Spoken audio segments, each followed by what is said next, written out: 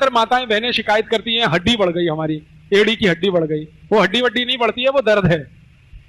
लेकिन हम कहना शुरू कर देते हैं हड्डी बढ़ गई। हड्डी तो 21 साल के बाद बढ़ना बंद हो जाती है, वो नहीं बढ़ती कभी। तो एड़ी का दर्द है, इसकी बहुत अच्छी दवा है, चूना खाओ। चूना जो हम पान में खाते हैं, वही चूना दही में या तो मट्ठे में या तो पानी में, नहीं तो दाल में मिला के खाओ। चूना इतना सा लो, एक गेहूं के दाने के बराबर, और आधा कप दही या आधा कप दही की लस्सी या दाल या सब्जी, नहीं तो पानी में घोल के पी जाओ। ये एड़ी का दर्द ठीक करेगा, कोहनी का दर्द ठीक करेगा, जोड़ों का दर्द ठीक करेगा, रीढ़ की हड्डी के सभी दर्द ठीक करता है ये चूना। स्पॉन्डिलाइटिस आपने सुना, बड़ा खराब दर्द है, उसकी बहुत अच्छी दवा है ये चूना। और माताएं तो इसको याद रखें हमेशा कि जब भी किसी मां की उम्र 45-50 साल हो जाए और उनका मेंसेस बंद हो, मासिक बंद हो, फिर उनका मेनोपॉज स्टार्ट है, वो टाइम पर चूने से अच्छी कोई दवा नहीं। सभी माताएं इसको हमेशा याद रखें। हमारे सभी माताओं को 45-50 साल की उम्र के बाद शरीर में कैल्शियम घटना शुरू होता है। उस समय एक बीमारी आती है ऑस्टियोपोरोसिस, उससे बचना है तो चूना सबसे अच्छी दवा है। खाएं कैसे? एक गेहूं के दाने के बराबर चूना दही में, नहीं तो लस्सी में, नहीं तो दाल में, नहीं तो सब्जी में, नहीं तो पानी में मिला के पी। और माताएं इस बात को याद रखें, बहनें याद रखें कि जब भी कोई मां या बहन गर्भवती है, प्रेग्नेंट है, आप उसको ये रोज चूना खिलाते रहो, इतना ही गेहूं के दाने के बराबर, और पूरे 9 महीने खिला दो तो बच्चा एकदम स्वस्थ और तंदुरुस्त पैदा होगा। ना मां को तकलीफ होगी, ना बच्चे को तकलीफ होगी, और नॉर्मल डिलीवरी होगी। और कई माताओं को शरीर में खून की कमी है, उन सबको बोलो चूना खाना शुरू कर दें, खून भरपूर बनेगा। जिन माताओं को खून की कमी है, या तो प्रेगनेंसी में भी कई बार खून की कमी हो जाती है, प्रेगनेंसी पीरियड में माताओं का हीमोग्लोबिन अक्सर कम हो जाता है, तो आप सभी को बोलो कि 1 कप अनार के रस में गेहूं के दाने के बराबर चूना मिला के रोज पिए, तो हीमोग्लोबिन तुरंत बढ़ता है। और अगर ऐसे भी किसी मां बहन के शरीर में खून की कमी है, तो आप उनको बोलो चूना और अनार का रस सबसे अच्छी मेडिसिन। और यह चूना क्या क्या काम करता है? हमारे शरीर में अगर नाखून का कोई रोग हमें हो गया है, तो चूना उसकी बहुत अच्छी दवा है। चूना खाओ, नाखून के रोग ठीक करेगा। हमारे शरीर में दांतों में ठंडा गर्म पानी अगर लगता है, तो चूना खाओ, ठीक कर देगा। दांत कमजोर हैं, हिल रहे हैं, चूना खाओ, मजबूत हो जाएंगे। अपने घर के छोटे बच्चे हैं, अगर इनकी लंबाई बढ़ानी है तो चूना खिलाओ सबको। सभी बच्चों को चूना खिलाओ। कैसे?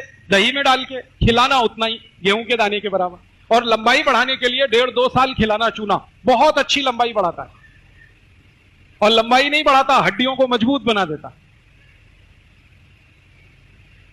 आपके घर में कोई ऐसे छोटे बच्चे जिनको हर समय सर्दी, खांसी, जुकाम, बुखार होता ही रहता है, हर समय बीमार, हर समय बीमार, हर समय, ऐसे बच्चों को थोड़े दिन चूना खिला दो, वो बीमार पड़ना बंद कर देंगे।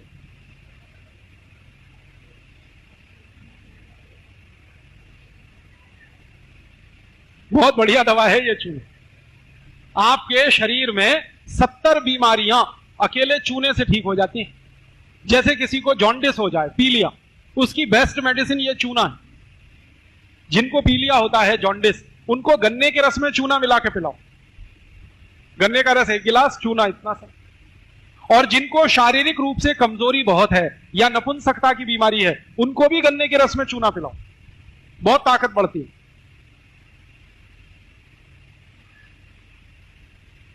ये चूना और क्या क्या काम कर देता है? मैंने देखा कि भगवान का दिया हुआ ये सबसे सस्ता मेडिसिन हमारे भारत में प्रचंड मात्रा में हर जगह है। 1 रुपए का चूना मैं घर में लाता हूं, 2-4 साल चलता है। 1 रुपए का एक चूने का पत्थर मैं खरीदता हूं, पानी में डाल के उसको रखता हूं, 15-20 दिन बाद वो पूरा गल जाता है, चूना नीचे बैठ जाता है, पानी ऊपर आ जाता है, फिर उसी में से थोड़ा ले लेके खाते रहो, 2-4 साल चलता है। पानी में कम हो जाए और डाल दो, और कम हो जाए और डाल दो।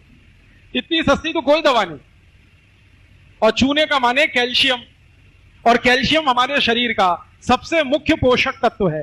अगर शरीर में कैल्शियम कम हो जाए तो 70 बीमारियां आती। तो चूना दे दो, कैल्शियम की पूर्ति हुई, 70 बीमारियां ठीक हो जाती। मैं सबको कहता हूं चूना खाओ, चूना लगाओ मत कभी किसी को। ये खाने के लिए है, लगाने के लिए नहीं। बस एक सावधानी रखें कि जिनको पेट में पथरी बनती है या पथरी बन गई है वो चूना ना खाएं। अब पेट में दो जगह पथरी हो सकती है, या तो गॉल ब्लैडर में, पित्त की थैली में, और या तो आपकी किडनी में, गुर्दे में। तो अगर पथरी की शिकायत किसी को है वो चूना ना खाएं, बाकी कोई भी खाए। और मेरी एक सरल सुझाव है, अगर आप अच्छा माने तो करो इसको। घर में जो पीने का पानी भरते हैं ना, रोज उसमें चूना डाल दो, तो जो पिएगा सबको मिल जाएगा। और चूना जो है ना पानी को शुद्ध करता है।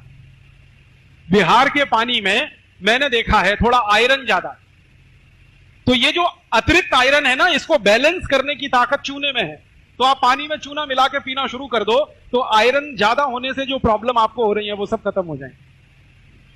अब डालेंगे कितना? 10 लीटर पानी है पीने का, तो गेहूं के 10 दाने के बराबर चूना डाल दो। 20 लीटर पानी है तो 20 दाने के बराबर डाल दो। और यहां कोई ऐसे भाई बैठे हो जो गाय भैंस पालते हो, तो गाय भैंस को भी चूना खिलाओ, वो दूध ज्यादा देती है। आप बोलेंगे गाय भैंस को कैसे खिलाए? पानी में घोल के पिला दो, वो पी जाएगी। गाय भैंस को पानी पिलाते हो, उसमें घोल दो, पी जाएगी। अब कितना पिलाएं?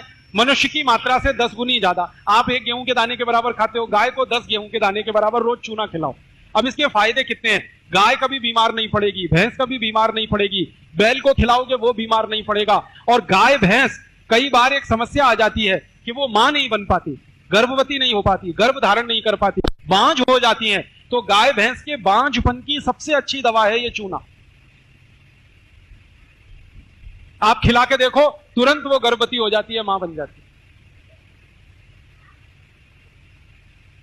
मैं तो सबको बोलता हूं जो गाय भैंस पालते हैं ना, उनको मेरा ये कहना है कि जिस बर्तन में गाय को पानी पिलाते हो ना, उसपे चूने की पुताई करते रहो। भैंस को पानी पिलाते हो, कोई तो बर्तन होगा, कोई तो पात्र होगा, उसके अंदर वाले भाग में जहां पानी भरते हैं वहां चूने की पुताई कर दिया करो हर 2-4 दिन पर, तो वो चूना मिलता ही रहेगा उनको पानी के साथ। चूना रामबाण औषधि है।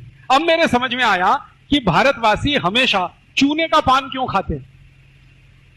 हमने देखा अपने घरों में दादा दादी, नाना नानी, सबके पास पानदान होता है, चूने का पान खाते हैं, खाने के बाद अपने अतिथि को भी खिलाते हैं। तो आप भी खाया करो चूने का पान। ये चूने का पान एक साथ कई बीमारियों के लिए बहुत अच्छी रामबाण दवा है। चूने के पान का मतलब है वात पित्त कफ तीनों संतुलित होना। चूने का पान खाने का ये मतलब। पान जो है ना, पित्त और कफ को संतुलित करता है, चूना वात को संतुलित करता है। तो भारतवासी कितने इंटेलिजेंट हैं कि उन्होंने ये चूने के पान की परंपरा डाल दी। इतनी होशियारी है, इतनी अकल है हमारे लोगों को। और मैं तो देखा है कई घरों में बेटी की शादी में पानदान देते हैं दहेज में, तो वो चूना लेके जाए पान के साथ। बस इतना ही ध्यान रखना कि पान खाओ तो चूने का खाना, कत्था मत लगाना। उस कत्था नकली आता है और खतरनाक।